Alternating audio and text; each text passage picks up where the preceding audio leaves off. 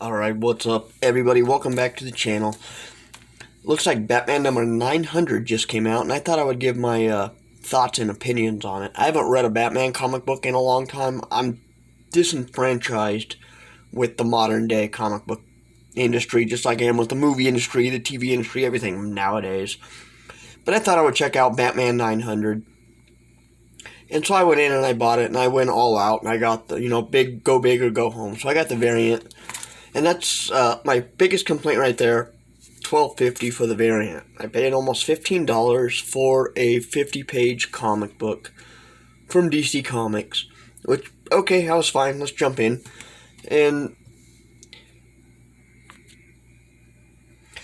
so when we get down to the story, like, I haven't read a Batman comic in a while. So this is a conclusion of the Batman of Gotham, which I'm not familiar with that story, but this is the conclusion to that story, so I thought we would check it out. And, yeah, upon reading it, like, the art's pretty good. The art's,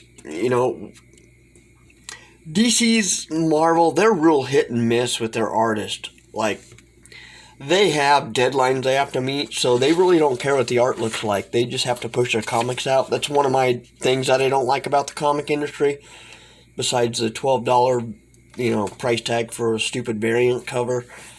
And then the story-wise, I didn't really follow the story. I kind of read it.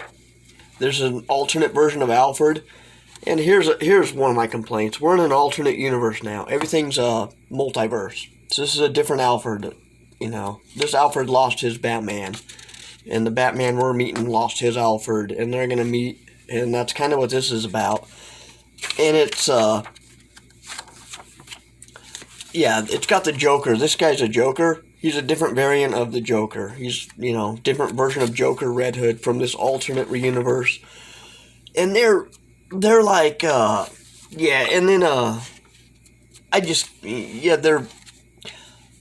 The concept here where they're using older content is basically what I'm trying to get to. Like, they don't have an original story, so they're going back and they're like, oh, well, it's a multiverse, so let's go and look at the Killing Jokes version of the Joker, and then let's, why don't we have Batman go through this time portal stream thingy where he meets, all these other Batman, and, they all start working together, and here we go. There's a page I wanted to see. He goes and he meets Tim Burton's Batman. I'm Batman. And he's even got to say it, I'm Batman. Like, okay, we're over that, We're seriously over that.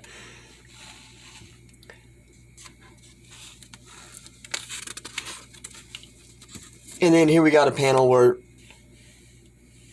it's a classic Joker. It's Batman, the animated series is Batman. I think there's a Dark Knight one in here somewhere. He meets the Dark Knight. I don't know who this is. I stopped reading comics by the time they got to this guy, but he's the Batman that revealed the three Jokers, I think. And, we get to the Batman Begins. This is overkill by this point. It's just like, okay, we get it. Multiverse. You guys are out of imaginations.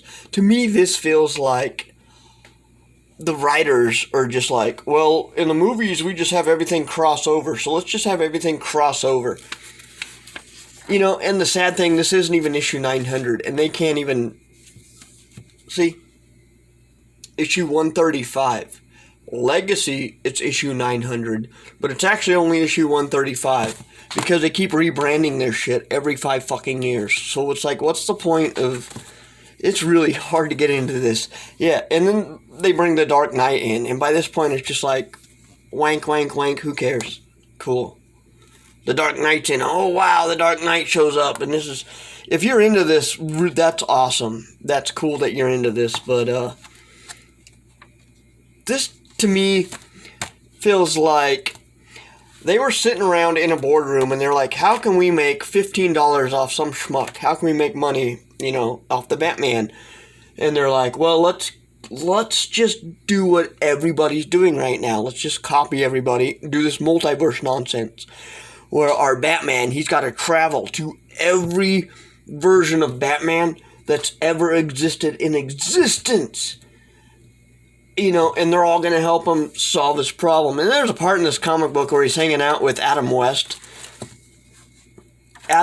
He's hanging out with the Adam West Batman. Yeah, he's hanging out with the Adam West Batman right here. And he gives him a utility belt, which gives him what he needs, because at some point later on, after all this nonsense he's going through, he's fighting a shark. And the utility belt he gets from Batman has, get this guys, shark repellent bat spray. They bring up shark repellent bat spray from the fucking Batman movie from 1965.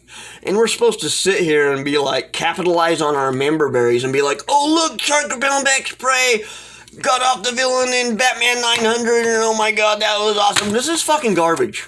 This is fucking good. This belongs in a garbage can, guys. This is fucking horrible. It was atrocious. I can't fucking stand it. You guys want good comics? We need to support local industries. I'm going to give you two good ones right here. We've got Ronnie Hayes with Doomsday Kingdom. And then we've got Eric July with his Isom comic. And the problem with independent artists like these guys is they can't be consistent because they're independent. So they can't, it's not factory line. They can't do it. Bam, bam, bam, bam, pump it out. But when they do put it out, it's good. This, cool. Cool. I mean, yay. This was horrible, guys. This is, I mean, if you like it, that's awesome. That's, yay, cool. We get Adam West Batman talking to our Batman, and he gives him what he needs. And then he goes into the future, and he meets Frank Miller's Batman, you know, and the Dark Knight, and then he gives him the suit that he needs to go fight this Joker, and he's got this shark repellent bat spray, and this, yeah, it's, I don't know what to say, man. The comic industry's broken. You should support local stuff. That's my review of Batman 900. This thing was hot trash, and it was a waste of my $15, and there's no way 80 years are going to go by and somebody's going to be digging through my grave and they're going to be like, Batman 900, oh, hey, this is worth some money. No, this is garbage. Technically 900, right? Issue 135, because they keep rebranding because the industry's garbage. Thanks for watching. You guys have a good night, and catch y'all later.